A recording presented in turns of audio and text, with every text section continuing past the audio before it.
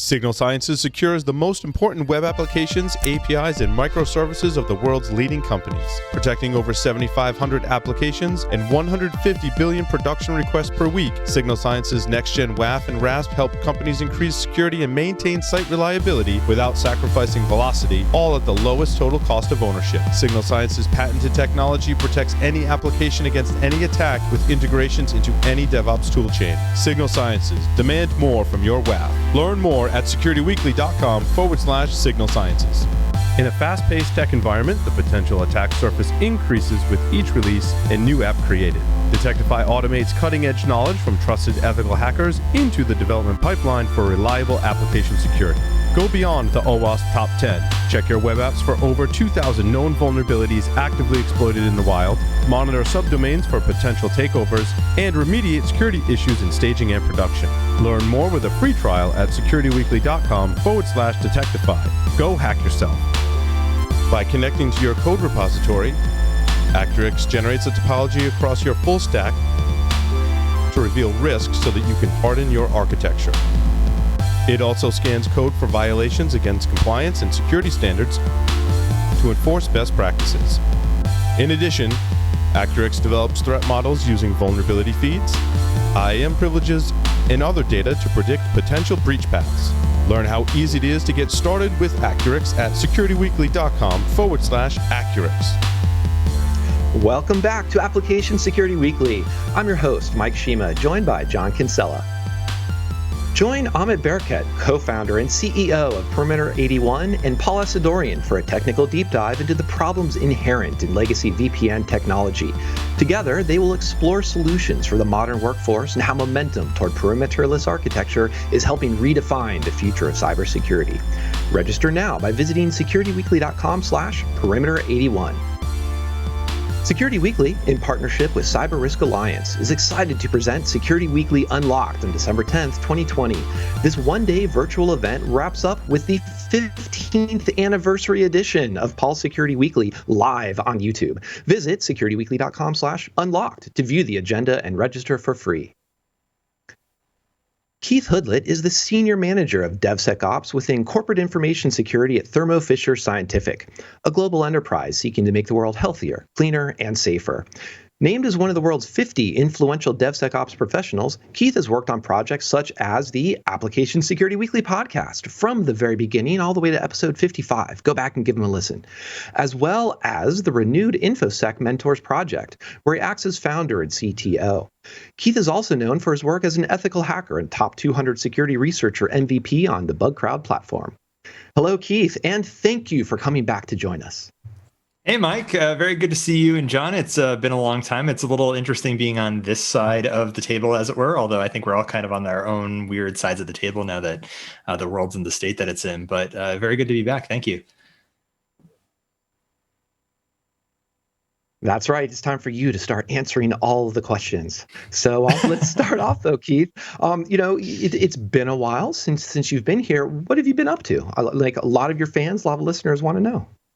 Yeah, it's I think it was around April or May of 2019 that I departed and made way for you and the folks here at Security Weekly to take on the mantle and continue it forward. Really glad to hear that the show is still, wildly successful, and it's great to see sponsors like Signal Sciences, who were there from the beginning, still participating in the show and being part of this. So. A lot, right? So right around the time that I was transitioning off of the show, I was still only manager of DevSecOps at Thermo Fisher Scientific. And later into that year, as the program continued to grow and we continued to hire new people, I became the senior manager of global DevSecOps. And so that was pretty wild because for me, it was a situation where, within a year of joining Thermo Fisher, I was stepping into a much larger role with a lot more influence. We had really built out the program in a pretty solid way from a foundational expectations standpoint. And then going into later into 2019 and then early into 2020, it was kind of like running like a Swiss watch.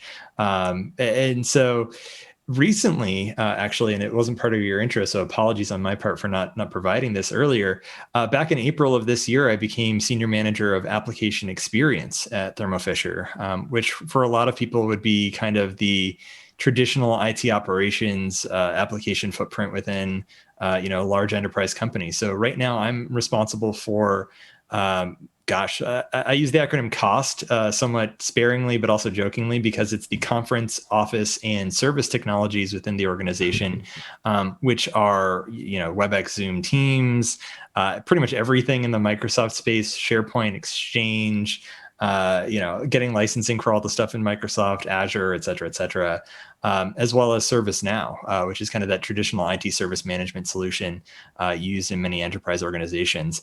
And it's weird, right? At first I was like, okay, I'm a security guy, like reporting live from inside the business. And suddenly, like in the middle of a global pandemic, I'm responsible for all of the things that allow the business to continue to run in function remotely for all of these, 80, 75 or 80,000 some odd employees at the company. And it's just like, okay, yeah, email goes down, we've got a big problem. And I'm going to hear it from my CISO and my CIO pretty quickly if things don't get fixed. In that time, in the past, 7 months or so, we see things like the major outage at Microsoft Azure for their AD authentication, which broke like everything globally. And of course, like I'm the guy that's now kind of spearheading the kind of internal incident management and response with all of my senior leaders from the company on the call, like talking about, okay, there's not a whole lot we can do. It's a cloud service, but, and on, right? So it has been a very interesting year and a half or so since I've been back on the show. And I've learned a lot, honestly, in terms of being a manager, in terms of what it means to run an IT operations organization, in terms of how you can actually apply DevOps and Agile principles to things like running ServiceNow and developing on that platform. It's different. It's a little weird. I miss security. I'm not going to lie. I still really enjoy talking about and thinking about security. I'm going to be giving a conference talk, in December on just that. But at the same time, I have a profound respect and a new perspective for the challenges that businesses face in IT operations. Keith, what it might be worth spending 30 seconds, sorry, Mike, just let folks know, a little bit about Thermo Fisher, because when I think of Fisher Scientific, which I think used to be a separate company, right? I think of like a company that sells test tubes and stuff like that. So I think just from a point of view of allowing folks to understand why, this dude is over at doing AppSec and now management at a scientific company, just give a little bit of a spectrum of some of the things you guys work on. Oh, yeah.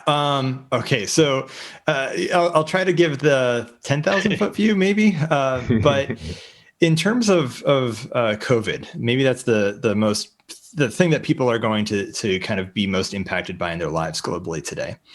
Thermo Fisher Scientific and Thermo Electron did merge back in, I think, 2006-ish. I'm not up on my company history, but it was well before I joined.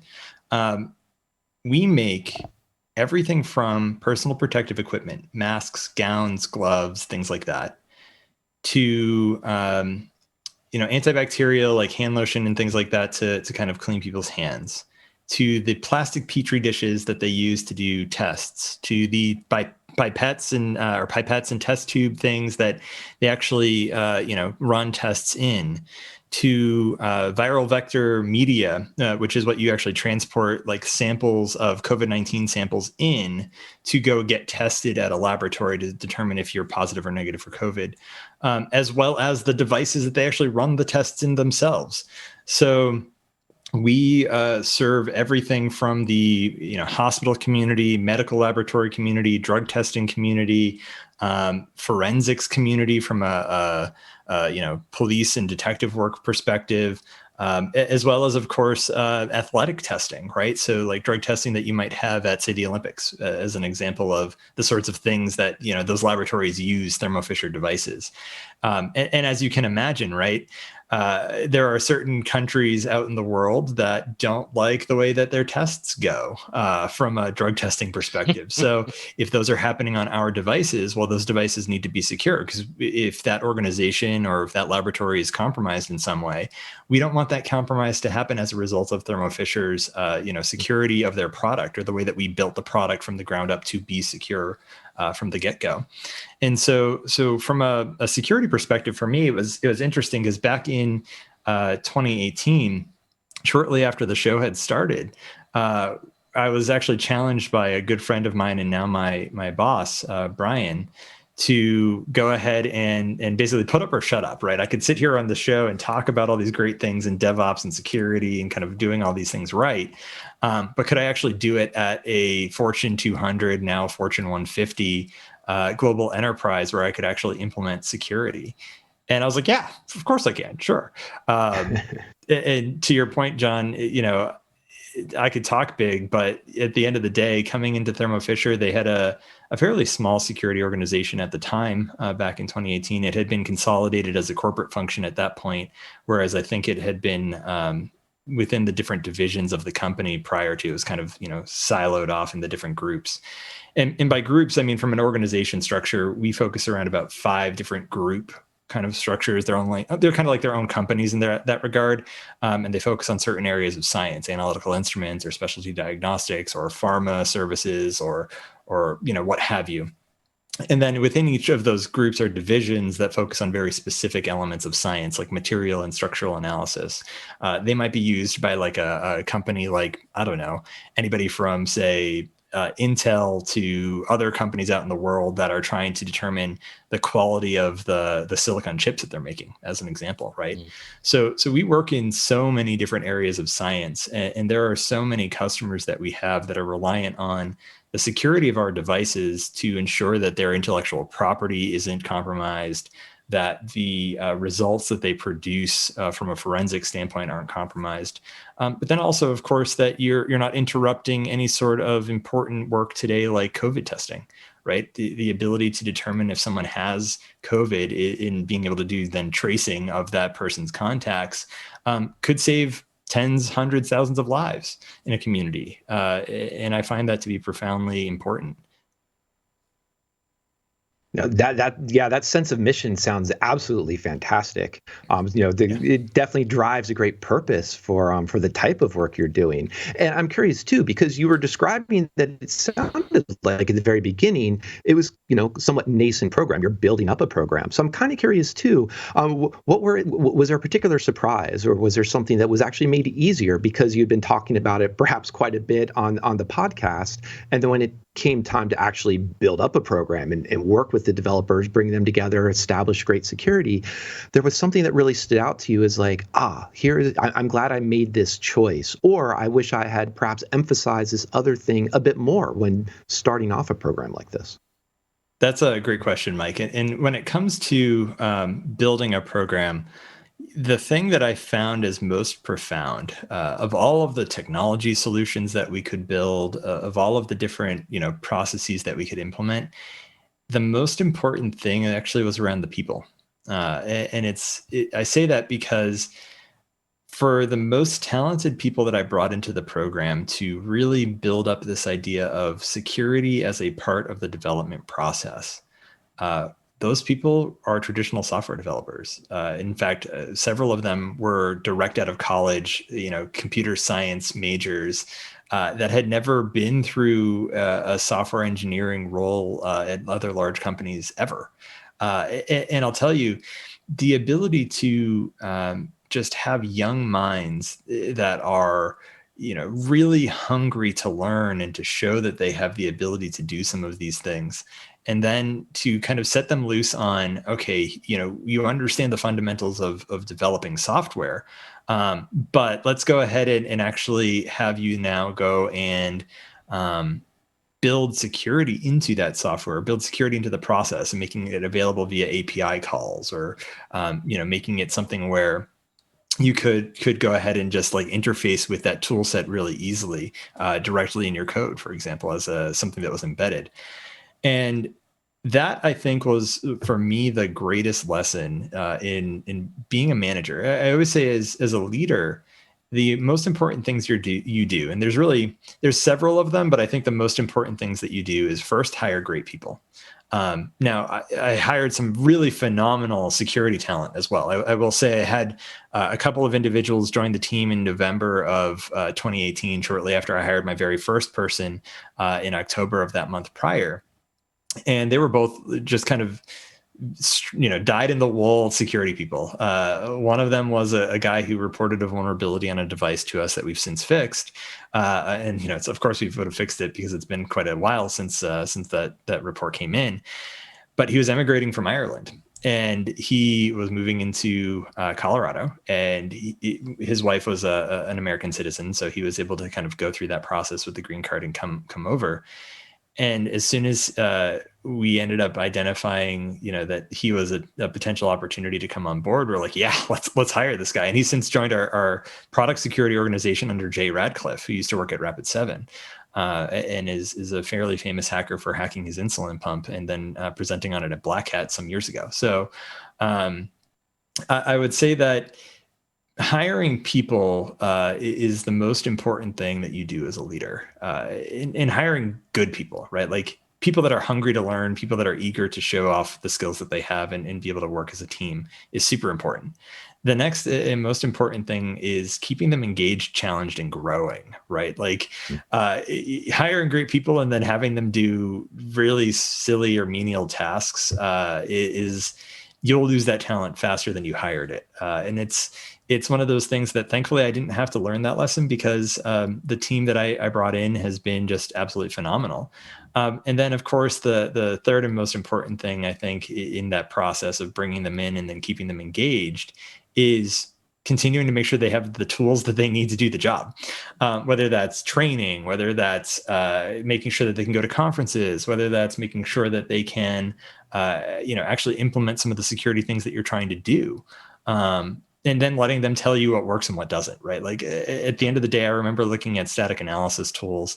And I, full disclosure, used to work at Veracode briefly as a code security engineer, QAing their binary static analysis tool, which is, kind of what really started the field of binary static analysis, as far as I understand. And I brought in kind of all the vendors, right? All the traditional people that, there's Checkmarks, there's Fortify, there's Veracode, there's others, right? And I let them tell me what actually worked and what actually worked well. Because to your point, Mike, being on the show, I had opinions. I had a lot of opinions. But as a leader, the hardest pill to swallow is knowing that, at the end of the day, I don't have to implement the tool and I might not be right. So that was a really great lesson for me. It was really bringing that in and letting the team tell me what worked and then saying, okay, go implement it, go do it, and empowering them, right? Like and making sure that they felt like they had all of the kind of intent from me as to what we wanted to accomplish, and then let them go and actually show that they can do it. So it's been a journey, honestly. And management is one of those things where honestly, there's no class for it. I mean, sure, you could go get an MBA, maybe, right? But that's going to teach you the finance elements. That's going to teach you like the legal elements, probably. But it's not going to teach you the art of management. And that's something that you have to kind of experience. And sure, you could read some books to help you get ideas. But it's one of those things where if you hire great people, you keep them challenged, engaged, and growing, and support them with the right tools and kind of the right funding needs that they have as a team to get the job done, you'll be wildly successful no matter what you're doing. Yeah, I love that your emphasis right off the bat there was on the people, because that's a common theme of security, DevOps, DevSecOps is empathy for developers. But and you're highlighting there near the end there too. I don't want to gloss over the fact that you've also, I think, it sounds like very much transitioned into a management role, which again is you were describing there at the end just now, empathy for for the team, where people doing what keeps them motivated. I'm curious, is there additional advice, some a one or two sort of lessons learned or something that you would share for people who do want to consider making that transition within the security community to managing a security team? Absolutely. So I think that the biggest and most important thing that I recommend for anybody that's in a technical field to go do is read the book by Camille Fournier called The Manager's Path. I'll tell you, for me, I hadn't read it until almost a year into being in my role at that point as a senior leader. And the funniest thing is when you have a small team, it's actually kind of easy. You can mostly wing it, right? You have your weekly one-on-ones with the team. You have your objectives and key results, and you kind of keep a track on that. You have your planning of your roadmap and what things you want to accomplish over the next 12 months. But it's not super hard, right? As long as you can go and build fairly decent presentations for your leadership as to where you're going, what you're trying to do, what your team is doing, what your team needs to be doing, what's preventing them from doing that. And then also, kind of the growth trajectory that you might expect to be successful in the work that you're trying to do. Beyond that, it's not terribly hard as long as you have some idea of the field that you're working in and the things that you're trying to accomplish.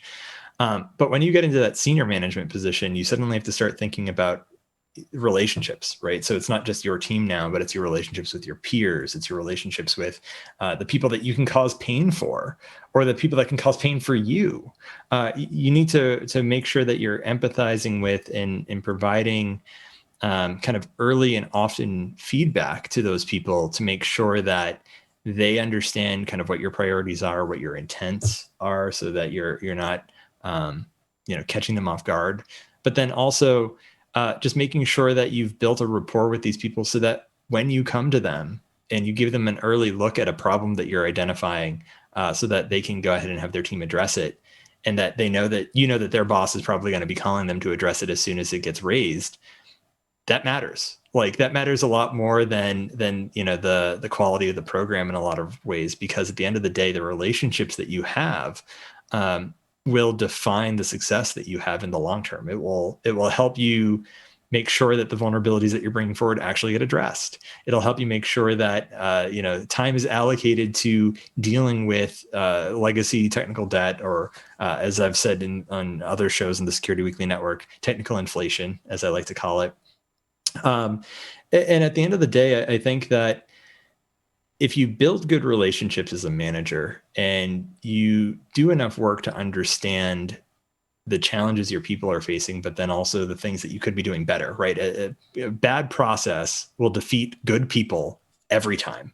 And so it's identifying what is potentially a better process. How could I experiment with something to make sure that it actually will work? And how can I experiment in small ways? It's all kind of those ideas of DevOps applied to management, right? Fast flow, rapid feedback, continuous learning. Well, what can I experiment with? How small can I make it so that I can get a fast turnaround to determine that it's working? And how can I continue to learn from those things that I'm experimenting with to ensure that we're moving forward, we're growing? A lot of times, again, with great talent, if they stagnate, they leave because they want to keep growing. Everybody wants to keep learning new things. And so that's I think where I would go next is definitely looking at, okay, if you want to transition into leadership, knowing the technology and knowing the problems in the space, super important, right? Like, you actually need to know how to do those things. But at the end of the day, if you want to get it further in your management career, Camille Fournier's book, The Manager's Path, makes a huge difference in terms of just understanding the challenges you're going to face at different levels as a senior individual contributor, as a frontline manager, a senior manager, a director, and onward. And also, one of the things that the book talks about that it's easy to forget is, as you get higher up into that leadership chain, you can pull the air out of a room really easily, just by being there. You don't even have to say anything. And that's probably the thing that I've had to learn the most is, when you enter the room as a senior leader, you will change the flow of the conversation, whether you like to or not. So you have to determine not only when you're present, but purposefully when you're absent, and also specifically that you're not working on the weekends or sending emails, because an email that you send will cascade down into other people's email inboxes and work that needs to happen, and then people working nights and weekends when you never intended for them to do that. As a senior manager, you can reasonably expect to check your email on a Friday night or a Saturday. Delayed send is your friend. It's the one thing that I would add to that. Now, in the spirit of controlling the flow of the conversation, you also mentioned, I'm going to switch us a little bit, because you also mentioned too that you have a few opinions on security, and you also mentioned, for example, learning, and you also mentioned, so I'm working in threes here, that you had a presentation you'd been working on. So tell us a little bit more about your external speaking, and we want to still hear what's going on in the mind of Keith. Sure. It's a great question, Mike. So the biggest thing that I'm working on right now, and it's funny, I've had it on my Twitter profile for a while, and I've been kind of ranting on Twitter about it every now and then. I try not to tweet too much these days. I'm trying to pull back on the social media a bit. Is this whole idea of security is a feature. And it's weird because a lot of people are like, no, security is it's a separate process. It's a separate team. It's a separate organization. It's a separate budget. And, a feature is being able to leave comments or add video or center an icon, right? It's not security. And the funniest thing is I come back to things like utilities, water in the faucets, electricity in the outlets on the wall. You wouldn't buy a house if it didn't have faucets or electricity. Those are features of the house, but you expect them to be there. Nobody asks for those things. It's you expect to be able to, have running water, have heat, or air conditioning, depending on where you live, as well as, of course, having the electricity come out of the walls when you plug something in, or your Wi-Fi working when you set it up, right? And the way that I go about discussing this with kind of disbelievers, right? When I go to developers and I say security is a feature, and they go, yeah, no. Being able to check the dependencies on my packages to determine if I've got vulnerabilities is a feature. Security is not a feature, and it's actually, I like to step back and say, okay, do you have a banking app on your phone? And if in Japan, not the case, most people still use cash there, but in other parts of the world, banking, mobile banking, or online banking is kind of normal, especially in the Western world, in the United States, parts of Europe. And I asked them, would you use it if it had the vulnerabilities that your application has? And they kind of look at you like, what did you just say? Like you're either insulting them, they're ashamed, they're angry at you, or they're actually like, oh, okay, good point. And so I'm working on a conference talk for GitHub Universe coming up next month in December called Security as a Feature. And I'm going to be talking about the idea of security as a feature from a product management software development standpoint means it gets funded, right? So funding usually determines what gets worked on, but it also gets resources. And sometimes that is funding, but oftentimes that's time and people, right? You actually dedicate investments in how you perform that task, right? And then it also tends to be tested and maintained, right? Once you've built a feature, you don't want that feature to stop working unless, of course, you plan to totally deprecate that area of the site and then just move on to something else. But by thinking of security as a feature, it gets continuously invested in, continuously tested, maintained, updated. And I go back to, I forget, I think it was in 2018, but it might have been in 2017 or 2019. I don't honestly recall, but there was an episode of Paul Security Weekly that I was on where we were talking about these air raid sirens in Dallas, the greater Dallas area of Texas here in the United States.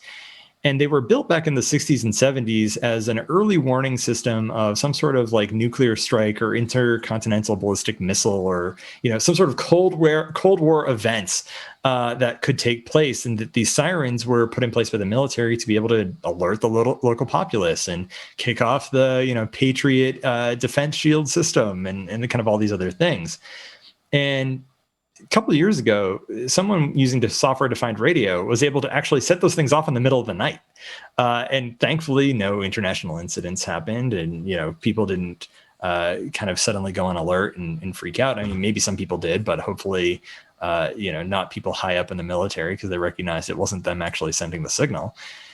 But it came back to this idea that it's either technical inflation or technical depreciation. You could call it one of the two things.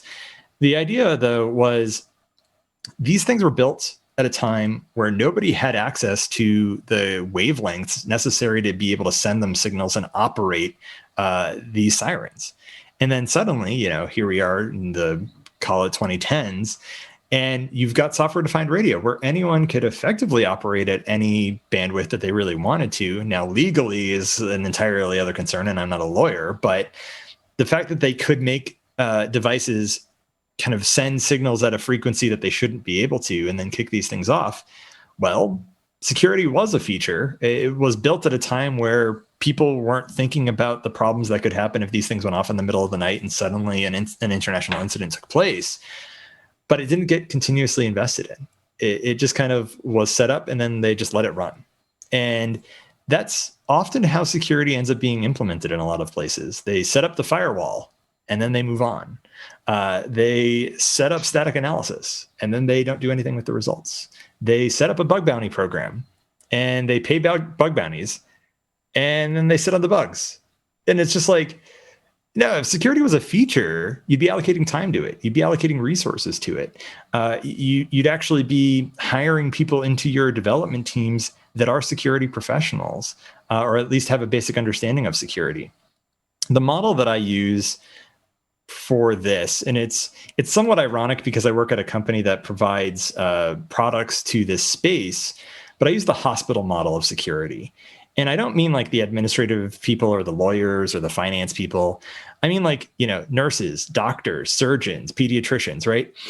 Right now, in a lot of places, security are either ambulance drivers or ambulance chasers, right? They're the people that will make sure that the person in the ambulance stays alive, but they don't actually help them get better. Those are all the people that are in the hospital that are actually responsible for that. And I feel like in a lot of ways, security professionals need to become part of the hospital staff. We need to be like neurosurgeons, right? We need to be specialists that know how to write software, that develop security solutions with the software development teams, and work in the hospital. We have a basic understanding of development, but we're a specialist. And in a lot of ways as well, the software developers need to have a basic understanding of security, just like nurses, doctors, pediatricians all have a basic understanding of medicine. And that's really where I go with a lot of these discussions, is this whole idea of security is a feature that you need to invest in, that you need to continuously develop, that you need to make sure that you're hiring talent to maintain it, and that you're allocating time to it, because these things take time and they're always going to take time. And if you stop investing in it at any point in the process, well, you're either going to get that depreciation or that inflation. One of the two is going to happen. And suddenly you're going to find yourself in a bad spot where you're going to need to do a lot of updates and pay a lot of money to do it. So Keith, go ahead, John. Sorry, we keep talking at the same time. Let's bring those two together now. You're talking about, life is a renewed life as a manager versus, this great talk coming up. With your manager hat on, how do you sell? Talk about how would you sell, thinking about these things as features, not so much to your devs, but you still need to get that budget for time or resources, but to other management at the rest of the company. Yeah, that is the real challenge, John. At the end of the day, oftentimes when you think about investment from a company perspective, it's a risk reward, right? Like you're kind of doing a trade-off. And when it comes to security, there's always likelihood versus impact, right? That's how you measure your risk.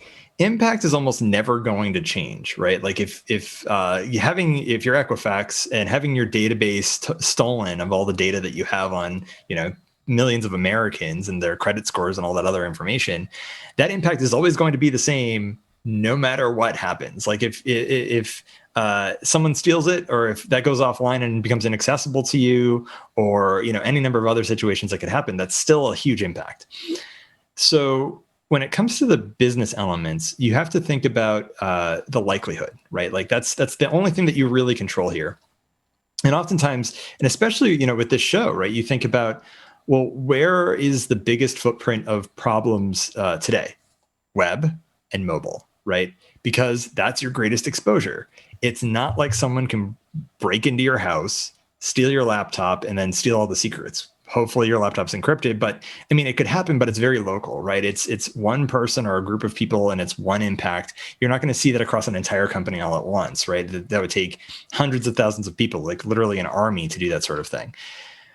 But where are the crown jewels for most of these companies today?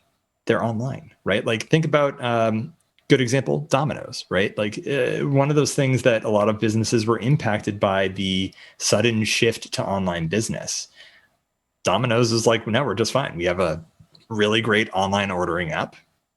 We have a really great system for delivery or pickup, or people bringing it literally to your car, and we're all trusting that when I go and I pay, that I can do so securely.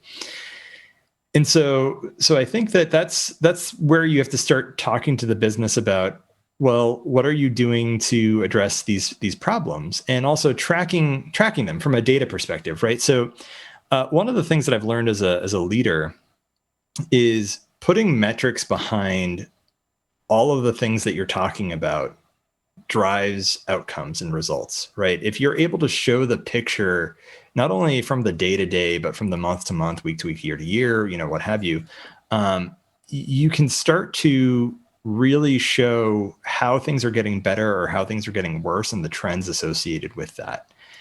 And one of the things that I often see today is, unlike that 1960s sirens situation, the software development lifecycle is getting faster.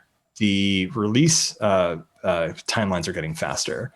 And also at the same time, the breaking timelines are getting faster, right? I mean, look at how many cryptocurrency contracts have been breached and just totally taken over from a theft perspective in the last few years. Well, that whole industry is moving very fast, but as is all of the attacks that are taking place and the kind of break fix situations that are taking place. And so I think that's what you have to really look at is, what is your development cycle? Is it 6 months? Is it a year? Is it, heaven forbid, a few years? But then also, what are the investments that you're making into that thing, right? If you're putting $1 billion product on the market, maybe it's a giant MRI or CAT scan machine or something like that, right? Well, you'd hope that if someone's spending multi-million dollars to put this thing in a high impact environment like a hospital, that you're going to spend at least 1% of your budget in terms of the time and investment for security. Probably more like 5 or 10% if you're really doing it well and maintaining it. And that's really what it comes down to, is likelihood low, because especially in a hospital, hopefully they've segmented their networks. Not always. We've seen a lot of ransomware recently, and so that can be a real problem. But impact's really, really high. And just one incident of one of those things going offline, or worse, going offline and never being able to come back up, there's a balancing point where eventually it makes more sense to just buy a new one. But at the same time, you want to get as much value out of that thing as you can, which is why, by the way, whenever you go to get like an X-ray, or more likely like a CAT scan or an MRI, it takes you sometimes days to get in, because they're booking those things out 24/7. So you have no patch window, no update cycle, no kind of things that are happening there. And so I think when it comes to getting management buy-in, building personal relationships with those people who make those decisions is your first step, right? Helping them understand your intent, your desire, the outcomes, the potential pitfalls, and making sure that everyone knows about events happening in the world and the cycle that they happen in, which tends to be faster these days. But then also, talking about the outcomes of, resolution timing. Every company out there, especially if they're resolving incidents as they take place or resolving issues before they become an incident, knows almost always they happen as an emergency. You look at the Apache Struts 2 vulnerability that came out in 2018, right? Very similar to the one that hacked Equifax, very similar in the attack vector and the outcomes that could happen as a result. Everyone reacted to that as an emergency. Well, how many people, how many hours, and what features or what other things were pushed aside to make that happen? And that's, I think, ultimately where it's hard value to determine, but it drives decisions profoundly. And it's something that I've actually adopted to my more recent role change within the organization, which is driving business value, right? As a security professional, the hardest thing that you can try to measure is the business value that you produce. But if you can, you are light years ahead of those organizations that can't. Because for us, like my ServiceNow organization, as an example, we had to prioritize because everyone wants development on that platform and it's a very small team. So we had to prioritize what do we work on first, right? That's always, if everything's a priority, nothing's a priority. So we need to determine what's worth working on. And the way that we did that is we actually made people put down the business value of the outcomes that they were producing with the thing that they were asking for. And that could be business value in terms of manual effort, right? So how many hours, how many people, how much dollars per hour are we paying these people from a one-time incident perspective?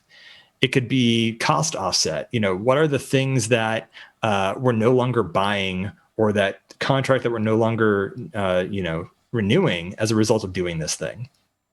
And then risk offset. What is the likelihood and impact of the thing that we're kind of addressing if a security incident took place? How fast could we respond? And so I think that when it comes to convincing leadership that something is worth doing, you should start to tally up the total amount of money spent on finding these things and then show the money spent on fixing these things. And if the money spent on finding these things is greater than the money spent on fixing these things, you've got a problem. And you probably need to work on addressing that with your leadership team. We've got, speaking of also budgets, we've got a time budget, unfortunately. But Keith, you've brought us a great value within this discussion. So one final question. Do you have any more logistics about your upcoming presentation at GitHub Universe? Day or time, perhaps? So don't have a specific date yet. It's between December 8th and 10th, which I think is also the Security Weekly conference, which I'm actually really excited to tune into as well.